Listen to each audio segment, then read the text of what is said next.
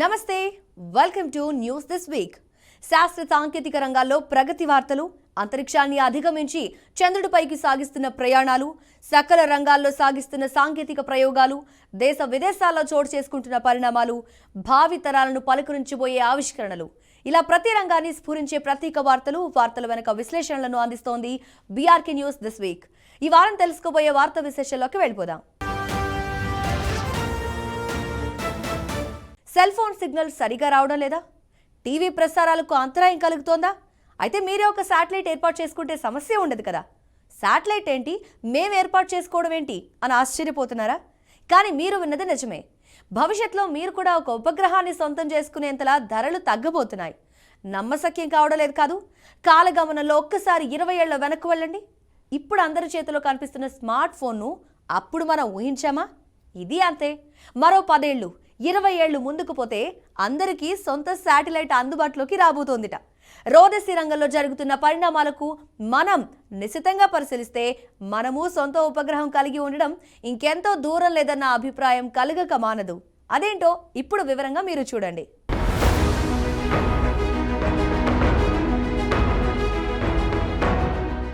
శాస్త్ర సాంకేతిక రంగాల్లో కొంతకాలంగా విప్లవాత్మక మార్పులు వస్తున్నాయి. ఒకప్పటి పరిస్థితి ఇందుకు పూర్తిగా భిన్నంగా ఉండేది. వివిధ ప్రాంతాల్లో ఉన్న ప్రజలకు సమాచారం చేరాలంటే ప్రత్యేకంగా వ్యక్తులు వెళితేనే అక్కడికి సమాచారం చేరేది. రాజుల కాలం నుంచి ఇది మనం వింటూనే ఉన్నాం. ఉత్తరాల రూపంలో సందేశం తీసుకెళ్లేందుకు పావురాలను వినియోగించిన ప్రస్తావన గురించి విన్నాము. పోస్టాఫీస్ రంగ ప్రవేశంతో ఉత్తరాల రూపంలో వివిధ ప్రాంతాల్లో ఉన్న ప్రజలు తమ క్షేమ సమాచారాలు తెలిపేందుకు ఇదో సాధనంగా వినియోగించారు. సమాచార రంగంలో ఫోన్లు అందుబాటులోకి వచ్చిన తర్వాత ఉత్తరాల ద్వారా క్షేమ సమాచారం తెలుసుకునే పద్ధతి వెనక్కిపోయింది. నేటి తరానికి ఉత్తరాల ద్వారా క్షేమ సమాచారం తెలిసే దాఖలాలు తక్కువనే చెప్పాలి. ఎందుకంటే ఇప్పటి జనరేషన్ ఈమెయిల్, వాట్సాప్ మెసెంజర్ ద్వారా సమాచారం పంచుకుంటున్నారు, నేరుగా ఫోన్లో మాట్లాడుతున్నారు.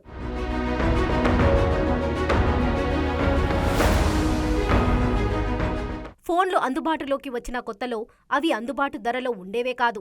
ఇంట్లో ఒక్క ఫోన్ కనెక్షన్ కావాలంటే ఏకంగా ఎంపీసీ ఫాస్ అవసరమయ్యేది. అక్కడి నుంచి పేజర్ వ్యవస్థ, అటు తర్వాత సెల్ ఫోన్ వ్యవస్థ అందుబాటులోకి వచ్చింది. అయితే సెల్ ఫోన్ అందుబాటులోకి వచ్చిన మొదట్లో ఇన్కమింగ్ కాల్స్కి కూడా బిల్లు చెల్లించాల్సి వచ్చేది. అది కూడా భారీ మొత్తంలోనే ఉండేది. అనంతర కాలంలో టెలికమ్యూనికేషన్ రంగంలోకి ప్రైవేట్ సంస్థలకు అనుమతి లభించగానే పోటీ వాతావరణం ఏర్పడింది. సెల్ ఫోన్ టారిఫ్ ధరలు కూడా తగ్గుముఖం పట్టాయి. ఇప్పుడు ఏకంగా స్మార్ట్ ఫోన్ రంగ ప్రవేశంతో ఒక్కొక్కరి చేతిలో ప్రపంచ స్మార్ట్ ఫోన్ కనిపిస్తుంది. వాస్తవానికి గత 20 ఏళ్ల క్రితం ఇలాంటి స్మార్ట్ ఫోన్ ఒకటి వస్తుందని, అది కూడా సామాన్యులందరికీ అందుబాటులో ఉంటుందని మనం ఊహించామా? టెక్నాలజీ అప్గ్రేడేషన్, వినూత్న పరిశోధనలు ప్రజలకు సాంకేతికను అందుబాటులోకి తెస్తున్నాయి. అవి కూడా అతి తక్కువ ధరలో.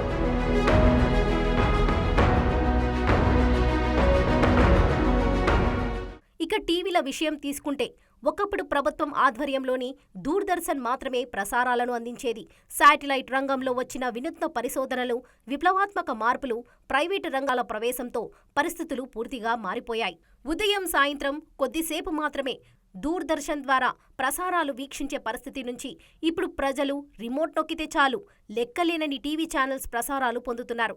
డిజిటల్ మీడియాతో ప్రజల చేతుల్లోనే సమాచారం స్మార్ట్ ఫోన్ రూపంలో దర్శనమిస్తుంది. రాజకీయ వార్తలు, ప్రభుత్వ సమాచారం, క్రీడలు, వ్యాపార వార్తలు మొదలుకొని ఇప్పుడు శాటిలైట్ టీవీల్లో చూపించని అంశమంటూ లేదంటే అతిశయోక్తి కాదు.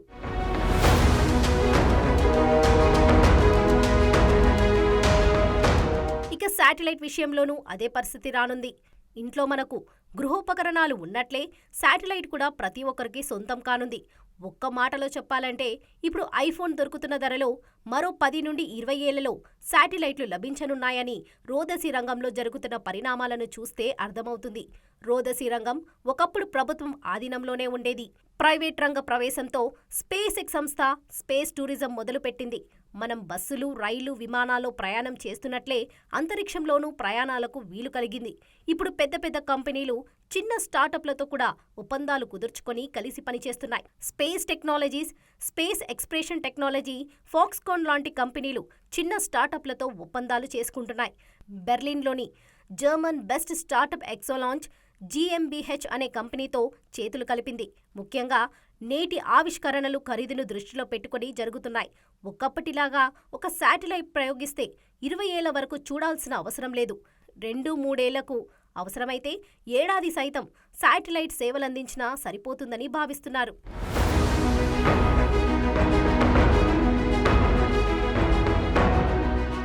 పాత శాటిలైట్ అలాగే అంతరిక్షంలో ఉండిపోకుండా గార్బేజ్ కలెక్షన్ తరహాలో అంతరిక్షంలో మిగిలిపోయిన ప్రోడక్ట్లను తిరిగి భూమికి రప్పిస్తున్నారు. అవి భూ వాతావరణంలోకి రాగానే కాలిపోయే విధంగా చేస్తారు. తిరిగి కార్యక్రమాలు మొదలు పెడతారు. దీంతో స్పేస్ లాంచ్ ఖరీదు కాకుండా తక్కువకే లభించనుంది. అమెరికాకు చెందిన నాసాకు 1981 నుంచి 2011 వరకు అంతరిక్ష ఉపగ్రహం ఒకదాన్ని లాంచ్ చేసేందుకు $64,000 ఖర్చయ్యేది. రోదసీలో ప్రైవేట్ రంగానికి అనుమతిచ్చిన తర్వాత స్పేస్ ఎక్స్ ఫాల్కాన్ 9 2013లో మొదటి ఉపగ్రహం లాంచ్ చేసింది. అప్పుడు లాంచ్ ఖర్చు ఏకంగా $2,600లకు తగ్గింది. తాజాగా 1,500కే శాటిలైట్ లాంచ్ చేసే స్థాయికి వచ్చినట్లు వార్తలు వస్తున్నాయి. టెక్నాలజీని అప్గ్రేడ్ చేయడమే ఇందుకు ప్రధాన కారణమని centre for strategic international studies సంస్థ పేర్కొంది.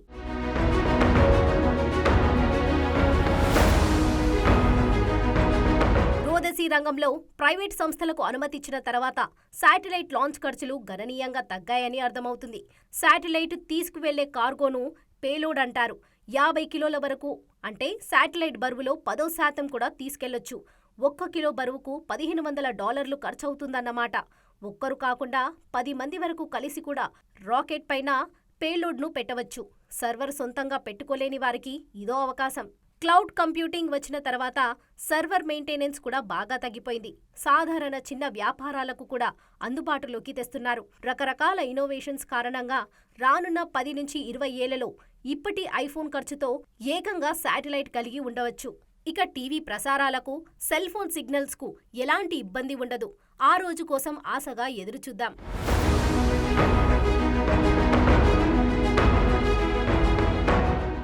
మిగతా కంప్యూటర్ సాంకేతికత అంతా ఒకెత్తు అయితే ఆర్టిఫిషియల్ ఇంటెలిజెన్స్ ఒకెత్తు. ఈ అద్భుత సాంకేతికతని వాడుకోవడంలో సహజంగానే ఐటీ, ఉత్పత్తి రంగం వంటివి ముందుంటాయి. కానీ 2023వ సంవత్సరంలో ఆరోగ్య రంగం కృత్రిమ మేధలో ఎన్నెన్నో కొత్త పుంతలు తొక్కింది. ప్రభుత్వాలు, పెద్ద ఆసుపత్రులతో పాటు స్టార్టప్లు ఈ విషయంలో 2023లో అద్భుతమైన ముందడుగు సాధించాయి. అవేంటో మీకోసం.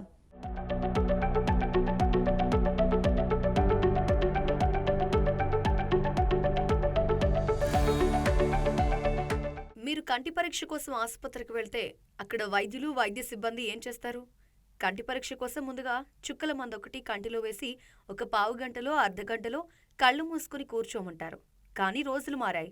వైద్య రంగంలో కొత్త పద్ధతులు అందుబాటులోకి వచ్చాయి. ఈ మధ్య కొన్ని ఆసుపత్రుల్లో ఈ చుక్కల మందు వగైరాలవి లేకుండానే పరీక్ష చేయగలుగుతున్నారు. మెషిన్తో ఫోటో తీసి కంప్యూటర్కిస్తే అదే పరీక్ష చేసి చెప్తోంది. అలా అటు వైద్య సిబ్బందికి, ఇటు రోగులకు కంటి పరీక్షల సమయంలో శ్రమ తగ్గుతోంది. అంతేకాకుండా ఎంతో విలువైన సమయం కూడా ఆదా అవుతోంది. వైద్య రంగంలో కృత్రిమ మేధ రంగప్రవేశంతో ఇది సాధ్యమవుతోంది. దీన్నే క్లుప్తంగా ఏఐ అని పిలుస్తారు. అంటే ఆర్టిఫిషియల్ ఇంటెలిజెన్స్.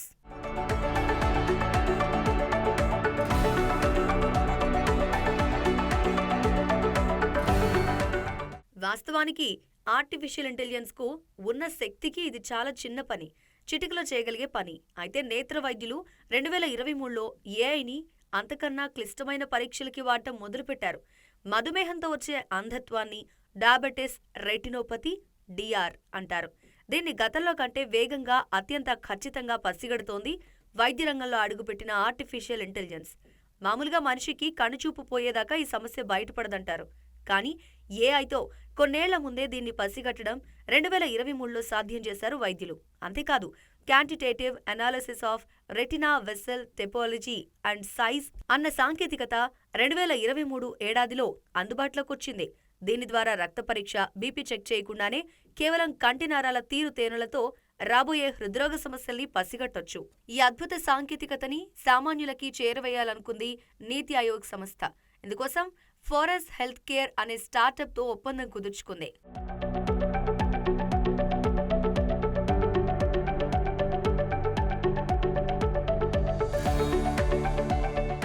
సాధారణంగా న్యూమోనియాతో వ్యాధిని నిర్ధారించి మందుల వాడకం మొదలుపెట్టాక వాటితో సమస్య ఎంత మేరకు తగ్గిస్తోందన్నది పరీక్షిస్తూ ఉండాలి.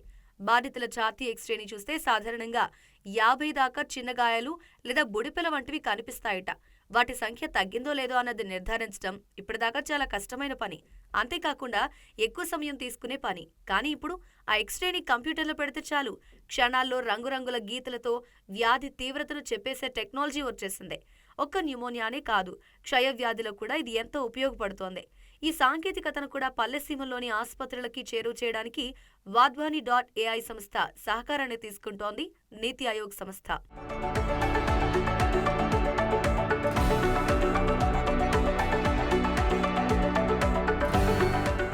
ఇక క్యాన్సర్ విషయానికొస్తే క్యాన్సర్ భవిష్యత్తుని కూడా కొత్త సాంకేతికతతో చెప్పొచ్చు.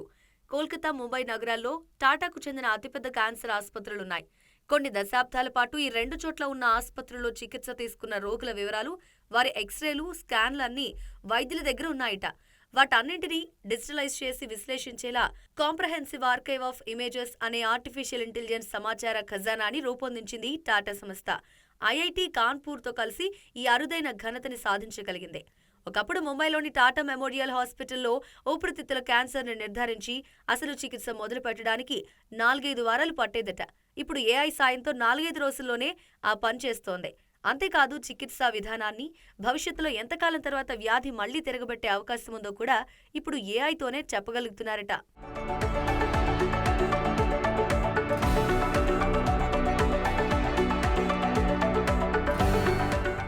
అపోలో ఆసుపత్రి సైతం 2023వ సంవత్సరం ప్రారంభంలో మైక్రోసాఫ్ట్ సంస్థతో కలిసి artificial intelligence based risk score విధానాన్ని ఆవిష్కరించింది. దీంతో రాబోయే 10 ఏళ్లలో మనిషికి హృద్రోగ సమస్య వస్తుందా రాదా అని తేల్చేయొచ్చట.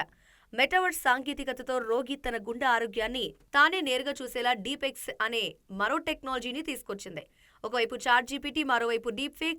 వీటితో 2023లో సరికొత్త ఆందోళనలకు తెరతీసింది ఏఐ. కానీ ముళ్ల నడుమ విచ్చుకున్న పువ్వులా ఆరోగ్య రంగంలో ఇలాంటి అపూర్వ సేవలకి కారణమవడం కొత్త నమ్మకాన్నిస్తోంది. ఆరోగ్య రంగంలో ఏఐ వినియోగ విలువ 2023 ఏడాదిలో 12,000 కోట్ల రూపాయలు. ఏడాదికి 37% వృద్ధితో 2 ఏళ్లలో ఆ సంఖ్య 10 రెట్లు, అనగా సుమారు 1,50,000 కోట్లు పెరుగుతుందని అంచనా.